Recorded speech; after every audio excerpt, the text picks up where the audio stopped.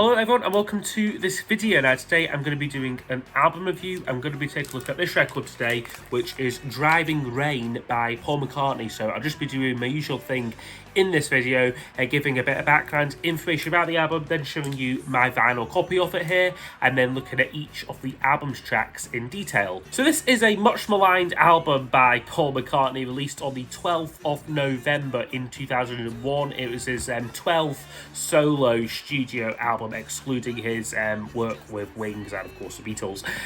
So the early 2000s for McCartney were quite a weird time, I think, in some ways. He'd lost Linda in 1998, and then kind of basically took a year out, and then I think towards the tail end of 1999 returned with the punchy covers album and Run Devil Run, a really solid album of rock and roll covers. And then after about a year out of mostly traveling and holidaying, it would seem, he decided to sort of get back in the studio and make this album. Also around this time, of course, he had met and had got in a relationship with Heather Mills, who he would later marry, I think either just before this album came out, or was it 2002 they got married?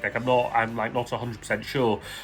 So very much in a way, it was a kind of time of new love for Paul, and sort of it seems constant holidaying in kind of Jamaica, in India, where the bulk of this album was written. So therefore, thematically, this album almost kind of straddles two states, in a way, both sort of him kind of coming to terms and kind of grieving Linda's passing, but then also it's an album about finding new love and exploring a new relationship. So the majority, majority of the songs on here were written on holidays he was having around this time. So then February 2001 comes around, and he very quickly decides to record the album. He selects a producer, David Kahn. Apparently, I think McCartney had asked someone his team for some suggestions, and they kind of given him loads of CDs. I'm not sure what CD it was that kind of pricks McCartney's ears, but he must have heard one of Kahn's and thought, yep, I'll have him. So basically, they got chatting, and I think it was then decided that McCartney wanted a very spontaneous kind of approach to these sessions, which would involve essentially recording live with a band. And McCartney didn't have any kind of musicians in mind. Run Devil Run was essentially kind of superstar cash. Had Dave Gilmour on there, and a few other kind of big sort of names, or at least kind of medium-sized names on Run Devil Run, in the band. For this album though, he basically just left it up to David Kahn to sort of give him a band, and it was very interesting actually. The band that was picked is essentially the same touring band that McCartney still uses to this day. So you had Rusty Anderson on guitar, Abe Laboriel Jr. on drums, and a guy called Gabe Dixon on keyboards, who decided not to go out and tour with Paul the following year. Paul got his old friend Wicks back from the 90s band. So yeah, like I said, the idea with this album was to record these songs quickly, spontaneously, bring them into the studio without the band kind of knowing what they were going to work on that day. Now, also reportedly, just before the album sessions got underway, McCartney lost his voice and got a bit of a sore throat. There's a very random story that goes about that he was sold a kind of a fake rug in India, and then essentially he either rang up the guy who he bought it from, or went back to him and sort of essentially shouted at him, took him to task sort of thing for ripping him off over this rug, and that's how he kind of lost his voice. So on this album, this maybe a couple of weeks later, he's kind of, there's a definite slight raspiness to the vocals on this album. Now, what is also tied up with this album, of course, is the events of 9/11, which McCartney witnessed. He was on the runway of JFK Airport when it happened, and so essentially, I think the album was kind of done and dusted by that point. So essentially, spent and I think was maybe scheduled for release. So for release. So like he ended up spending most of the rest of September and into October in New York, like organising like the eventual like benefit concert. There's a film like that was made like around like sort of like following McCartney like around like this time, which is quite an interesting film. Like essentially like helping like to organise like this benefit concert. So the album, like I said, like then came out in November, and initially it was received quite well critically, actually. Ian MacDonald from Uncut said that it was certainly better than anything McCartney's done for some while. Rolling Stone praised McCartney's bass playing, saying that a listener could live inside the voluptuous notes he effortlessly threads through Driving Rain. And Billboard said that it should please those who had hoped that McCartney would branch out from a safe sound. So critically, people were generally behind this album, but commercially it was a massive flop, which was very interesting considering like he was in the public eye kind of like around like this time. Like he was doing a lot of press for this album, but like I said, like he just had like the 9/11 benefit where he performed like a couple like off like the tracks like from this album. But like yeah, like in like the UK, this got to number 46 like on like the charts, which is by far his worst charting album. Most of his albums go top 10 easily, and like anything less than top 5's probably considered like a bit like off a bit like off a flop for him. But this number 46 is where it got to. So like yeah, like just nobody interested like in like the UK. In America, it sold it like got to slightly higher number 26, but still only sold 66,000 copies like in like its first week, which was very poor. It would eventually go gold like in America thanks to like the Driving US tour like in 2002, eventually going gold where it would like sort of like, which signifies it sold at least 500,000 copies. Which yeah, like I said, it was a bit of a strange one for this because it's not like he didn't promote this album. Perhaps I think that maybe a few theories might be that it was leaked online sometime in September, so perhaps a lot of fans maybe didn't bother to buy it because they already had like the leaked copy perhaps. And like McCartney, though, for his part, like actually blamed like his record label Capitol. He said that their choice of single "From a Lover to a Friend" like didn't help, which is slightly bending the truth because we actually like read about that song. It turns out that it was Ringo who suggested that like he issue "From a Lover to a Friend" like as the single, so you can't really blame Capitol for that. And it's quite telling that I think Chaos and Creation was still on Capitol, but then kind of shortly after that, like he would like switch label to Hear Music in I think 2006 or 7. So anyway, I will try to show you my vinyl copy of it here, which is a little bit rare. This is one of these albums that just is from this period when vinyls were just not in, and it's never been reissued. I think it's definitely is ripe for a reissue, maybe a quiet reissue, like something that's just kind of put out there for like fans who don't have it. But I mean, yeah, I do doubt that it will be getting reissued. This is the cover. I can't make my mind up about this cover. On the one hand, I do like it because it's minimalistic and it does stand out in some ways. I don't know, just because it is, you know, it's a kind of pixelated image of Paul. It just feels, it kind of, I think it suits the album quite well, but also at the same time, it's a rubbish photograph, and I don't know, it just doesn't, yeah, like, it's probably not, it probably wasn't the greatest choice like, for a cover, like, I will say that, certainly when you kind of consider, like, its commercial failings. There's a back cover there, just of these various kind of photos. I believe all these taken on a Casio wristwatch McCartney had, like, at the time, like, the kind of like the Engadget, like, at the time. And there's no gatefold on this, but this is a double vinyl, and it is a proper double album, this, as you can probably tell by the length that this video turns out to be. You just got the inner sleeves there, a few more photos. There's the band there, there's unfortunately Heather Mills there, and quite good like linear notes on it, because it does actually tell you how they kind of made the songs up. It says that it was kind of started with, say, McCartney playing bass, and then he overdubbed this guitar, and kind of like it says like what instruments he actually plays, like it says Hofner bass and Rickenbacker bass. So for a McCartney geek, that's really good stuff to know, I think. And then there's the other like inner sleeve there, more for Pink design, and more little photos there. Both records just look the same on this kind of custom Driving Rain label, which is nice enough. But again, yeah, like as you can tell, packaging wise, there's maybe nothing to write home about this album. So anyway, I want to now go over each of the album's tracks in detail. I'll score each song out of 10, and then use those scores to give us a overall percentage marking for the album. But all I could ever hold inside. Okay, so the album kicks off with the song Lonely Road, which I think is a good track to start the album.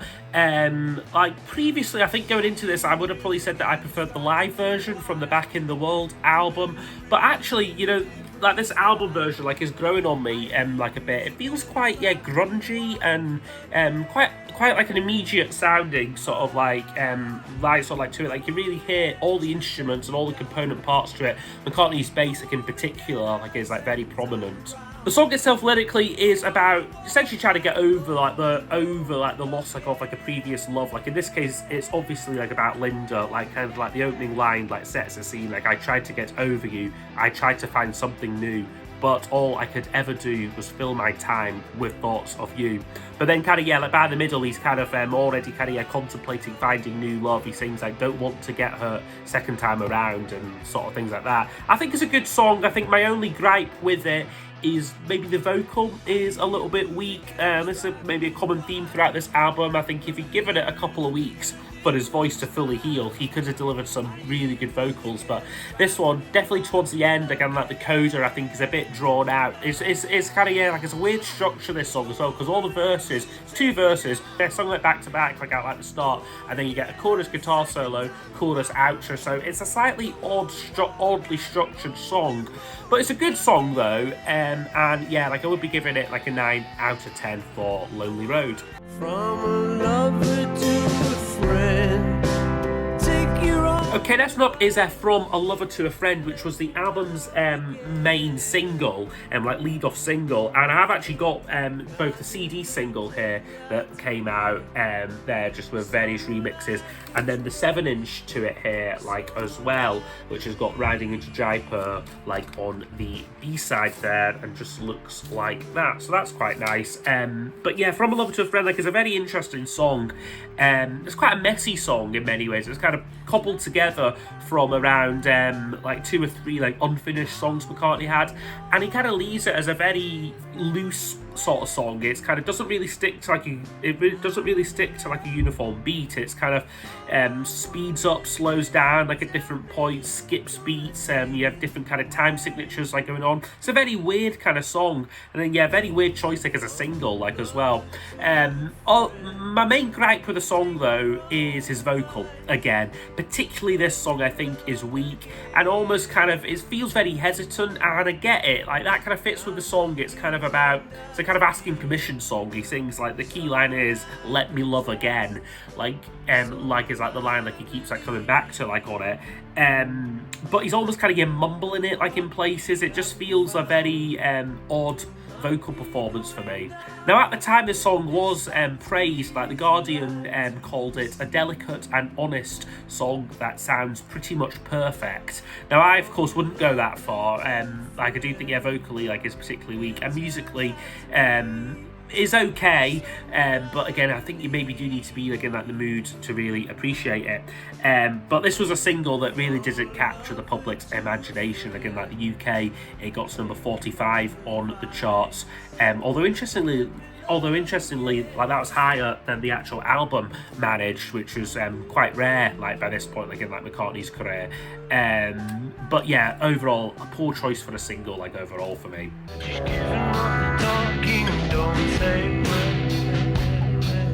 Okay, next up on the album is She's Given Up Talking. Now this is an interesting song both lyrically and musically. Lyrics are kind of like a story song about essentially like a young girl who has selective mutism, so kind of like refuses to talk like in school, but like at home like is quite noisy and quite like talkative. Sings like like when she comes home like it's a yappy yap yap, words are flowing freely like the water from a tap, he sings. And musically it's an interesting song like as well, very textured this one, a lot of kind of like different kind of sounds and quite like electronic-y production. Maybe a little bit dated production, like I would say. It kind of really much kind of slots into the early 2000s in the kind of vocal filtering effects like that are like going on, sound a bit dated. And the song itself is quite dragged out as well. It's kind of, there's about a 2-minute song here that's really good. and then they just let it go on and on and on. It's maybe about 4 minutes long, so it's not super duper long. There's definitely longer tracks like on this album like that, like we'll get to, but it feels a bit dragged out this for me. So yeah, She's Given Up Talking probably would be an 8, but yeah, just the outro, and they just really labour it a bit too long for me. So yeah, it's a 7 out of 10 for She's Given Up Talking. Let's go for a drive. 6, 7, 8, 9, 10. Let's go there. Next up on the album is the title track, Driving Rain. Now this was written actually during like the album sessions, like in like LA. I think he basically I think just went for a drive one day and decided to write this song. So it's got a very kind of childlike kind of chorus, this sort of counting chorus, 1, 2, 3, 4, 5, let's go for the drive, 6, 7, 8, 9, 10, let's go there and back again. Daft lyrics, which would work if it was a kind of light-hearted children's song, a la like All Together Now kind of thing. That works because it's a children's song. This song's trying to be a kind of sort of serious rocker, or kind of like at least like kind of like a ballad as well. Kind of, well, so say a ballad. It's kind of like there's kind of some heartfelt lyrics on these things, like if something's open, it's my heart. And so it's quite nice. There's some nice bits to it, but just that chorus is just terrible. Again, it's a bit like Lonely Road, this one. I definitely prefer the live version. I think the live version actually does kind of slightly rock. This one here just feels very limp, like in like comparison. Again, going back to some of like the contemporary reviews like of this album, like I think it was Drowned in Sound magazine said that the title track is also uniformly fab. The soundtrack to A Million Empty Desert Highways, they said. I mean, I couldn't disagree more with that. I think this is a slightly poor song for me. It's a 5 out of 10. It's just not very good. This is all I want.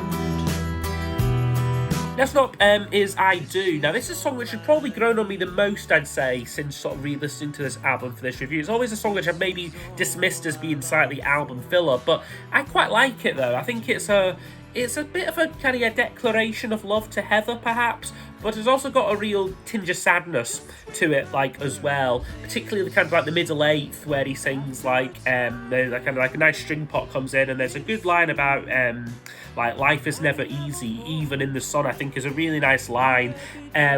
Vocally, again, it's a bit strained for me. I think it's just a little bit, again, one of these songs, if he'd left it a couple of weeks, he could have maybe put in like a stronger vocal performance. But I do quite like the song, I Do, so I would be giving it like an 8 out of 10. It probably is one now, like, it like probably is one now, like, that I would go back to. While we're sleeping, we can learn to see that. Okay, next up now on the album is Tiny Bubble. Now, this is a song which I do actually really like. Specifically musically, I think, it's got a really cool, kind of laid back and unusually soulful kind of like arrangement, like for like McCartney. With great kind of, I think there's a Hammond organ is kind of the foundation that got for the song, and that's just really great. Sounds very cool and kind of soulful, this one. The verse lyrics are kind of a bit silly, like sort of like all the world's a tiny bubble floating inside. Those of us who notice are expected to hide, like goes it. But I do really like the middle eighth, like on this one again. Like a good vocal, like on like that. Like you can't imagine just what I've been going through bit is really good. And it's again, it's a song where I think the production works. It's quite underproduced, but I think if they'd tried to put any more bells and whistles on it, I think they would have maybe lost the essence like of like the song a little bit. So no, it's a good song, Tiny Bubble, actually. Like I would be giving it like a 9 out of 10. Oh, what made us do it? Next up now is called Magic. Now this song is apparently written about the night that he met Linda at the Bag of Nails Club in 1967. But I think probably like at the time, or I think maybe before he said that, I think probably most people would have assumed that this was about Heather. And I do like the song in the sense that, yeah, it is, you know, he is kind of, I think, like looking back at fonder memories like of like Linda. So it's nice like in that regard. I think just for me musically, it is just so bland. I think it does have it's got a slightly like melancholic feel to it, but it just feels so bland. I don't think the band are particularly good like on like this song here, and then on the outro specifically, it just becomes a bit of a mess. I think there's about 2 false endings on it, and it's just not needed. And it just, like, I think all the plays on it just sound a bit bored. Like even McCartney singing it sounds like a little bit bored, like as well. It just feels like, yeah, there's a good idea like of a song here. It could have been a really good, lovely tribute to Linda, but I just don't feel that they quite pull it off. You gave me love. gave me what I wanted. Next up is Youre. Now this is a really nice little country song, this one here, but it's kind of like it's got like an electric guitar rather than a acoustic playing it. I think normally you think of a track like this like would be like all acoustic, but I think it's McCartney like on like his Epiphone Casino, and it sounds great. It's really nice guitar like on this one here. It's a simple song about being like in love, like I like it, please don't take my heart away. It's happy where it is, so let it stay. And then there's a good line as well. Like, again, I think this one is about Linda because there's a good line on it about Venus soaring on its way to Mars, again referencing like the Venus Mars album, but I think those were also names that Paul and Linda had for like one another. So again, I think this is looking back like to like Linda's song, and I think is a really, really lovely track, a very charming song. It's short, it's sweet, it does the trick, and it's a really nice song. So yeah, Youre would get a 9 out of 10. Spinning on an axis, spinning on an axis. Next up now, I think we're at the halfway point now on the album, flipping over to side 3, or rather changing discs for side 3. We get Spinning on an Axis, which was a co-write with his son James, and this isn't very good. This is a poor lyric on this one here, done in a kind of pseudo kind of rap style. And yeah, like I don't mind the kind of like there's a bit where it kind of slows down a bit, like world spinning around to the next revolution bit, like is all right. It feels like a musical release, and the rest of it's very much a kind of very strict kind of rigid kind of groove in that. I just think it's a bit stretched out as well. It's over 5 minutes this one here, and considering that like the source material on it, like the verse lyrics aren't anything great, I think this is what he could have probably left off the album. Gonna say it about you. Next up is called About You. Now this is what I do really quite enjoy. I think this is a good rocker, robust organ work on it, and I think from like Gabe Dixon's like playing it, that's good. It's a kind of, lyrically, it's a kind of thank you song in a way to Heather for kind of helping him get out of his kind of depression and like his grief like over Linda. He sings like, you give me power to get out of bed when in the morning I'm feeling dead. I mean, those maybe aren't like the most adventurous lyrics, but I think as it goes on, like it gets slightly stronger like lyrically, and I think the message of like the song, you know, it's about someone lifting like him up and kind of getting him like out of like a depressive state does come through quite well. It's maybe slightly underwritten, the chorus as well, but I think musically is strong. I think the band on this track actually are firing like on all cylinders here. So no, like About You I think is a good track.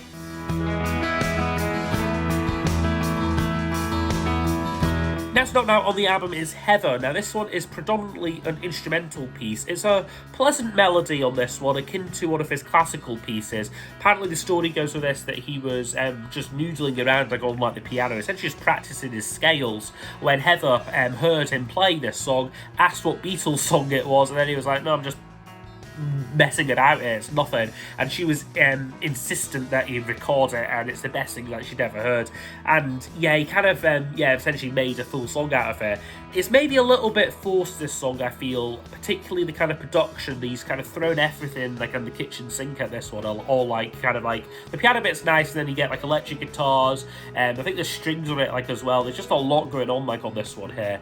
And then kind of like and then sort of towards the end of it you get a single verse, which is nice enough, but then it does end with this kind of slightly cringeworthy, breathy kind of whisper like of Heather like at the end, which is a little bit cringeworthy like nowadays to listen to. So yeah, and I know this song like does come in for like a lot of praise. Like a lot of people do say this is their favourite like on the album, but for me it's just a bang average song. So yeah, it would get a 6 out of 10.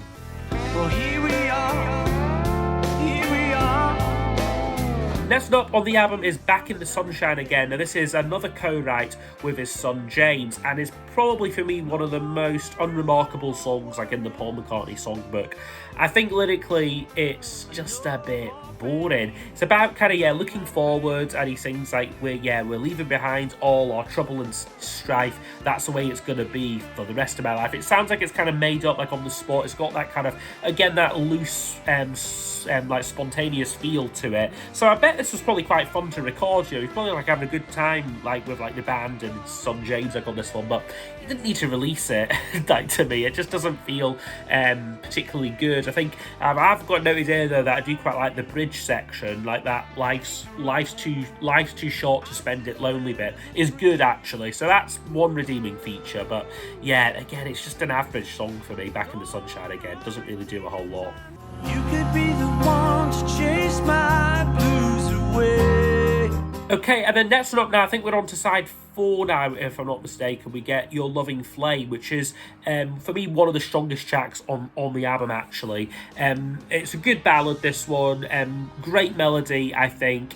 And even though I guess some of the lyrics may be a little bit weak, it's maybe not quite a My Love or like a maybe I'm Amazed, like, and some of the rhymes are kind of a bit repetitive, like that, what am I to do if I don't have you, I'll be feeling blue, just sitting here without you. He's repeating the same word within a rhyme, and that feels a bit lazy. But I do like the production on this one. I like the music on it. I like how the guitar solo comes in quite early. It's a kind of trick that the Beatles did a fair bit, and like Nowhere Man springs to mind, where you get a really early guitar solo to lift the song up, and that really works on this track here. I like the song. It's kind of got it's got a sensitive feel to it. It's kind of almost questioning kind of thing. He's sort of thinking, so tell me how to reach your love kind of thing. He's kind of quite a pleading song, I think. So no, like I do quite like Your Loving Flame actually. It would get a 9 out of 10 from me. Riding to Jaipur, riding through the night. Okay, and then the next one up is Riding into Jaipur. Now this one is slightly an Indian-inspired song, and I think by this point, like on the album, we're whatever we are, 14 tracks in or something, I think we're getting a bit bored of the album. It was released in that kind of time period when CDs were like the medium of choice, and you could cram a lot of material like onto like a CD. So I think with pretty much every artist, I think at this point had a CD that was just far too long, and this was very much McCartney's one.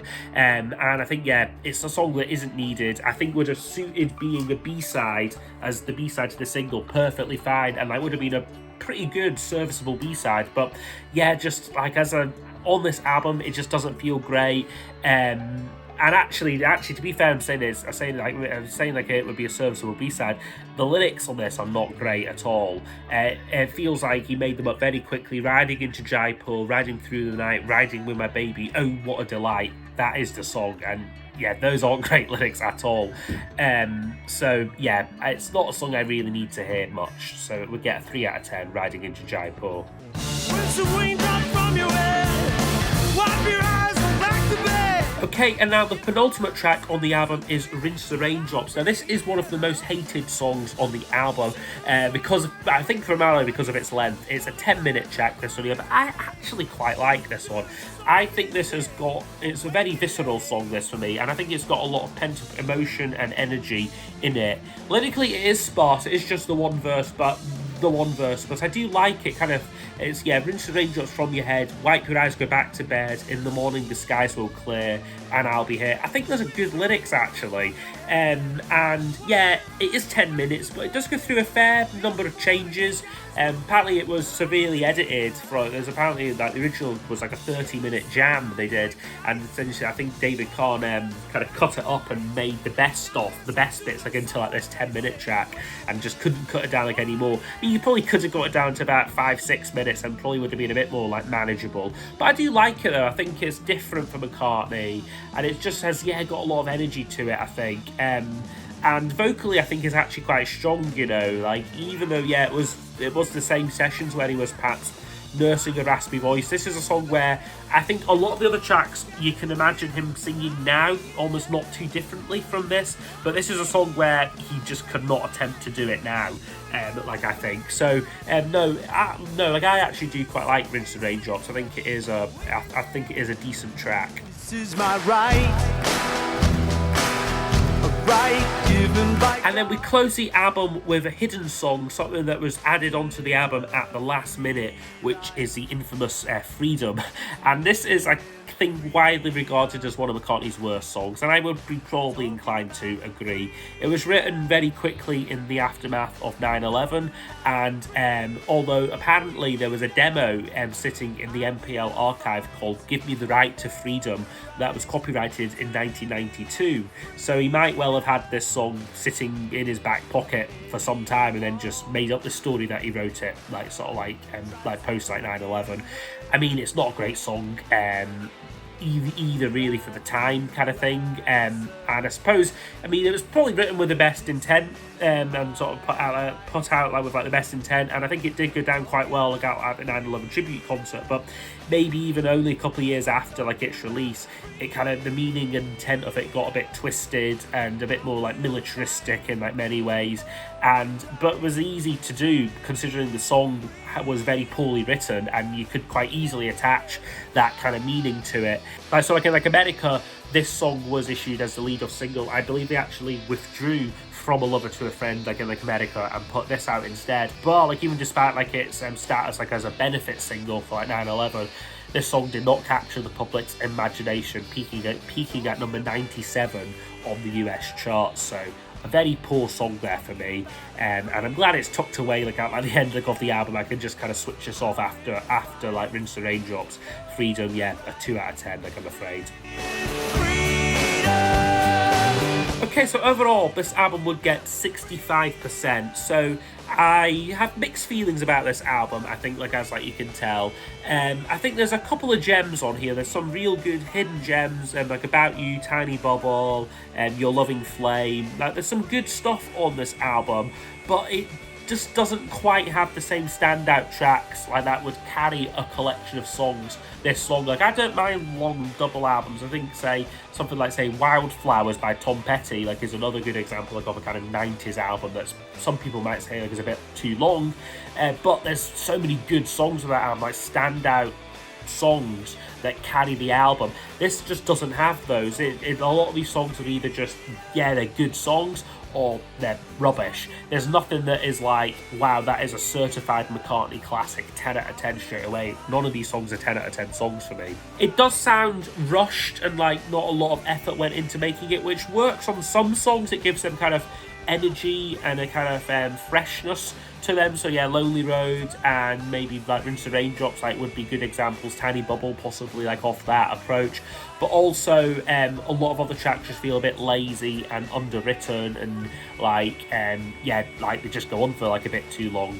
So no, like it's an interesting record like in many ways, you know, because I think for a lot of people Flaming Pie was McCartney's big comeback album, but also for a lot of people, Chaos and Creation is his like late career renaissance album, and this one just feels like it's very like kind of like the old old one out, like in like this whole kind of period of being like an album that perhaps like at like the time was critically revered, but certainly I think like just hasn't quite gone down as well as I think most people were probably hoping like it would. And it's also interesting as well, you know, like this album very much was to start off like a new chapter for Paul. Like he got his band like on this album, like he still has like to this day, and essentially set like into motion like is the same kind of modus operandi like he's on now, kind of making albums and touring very heavily, and like that all kind of essentially started like off like the back of this album. So no, I hope you have enjoyed though my review there of Paul McCartney's Driving Rain, and I would be very interested to know what you think of this album down below in the comments, and yeah, I'll see you all next time for the next video. Goodbye.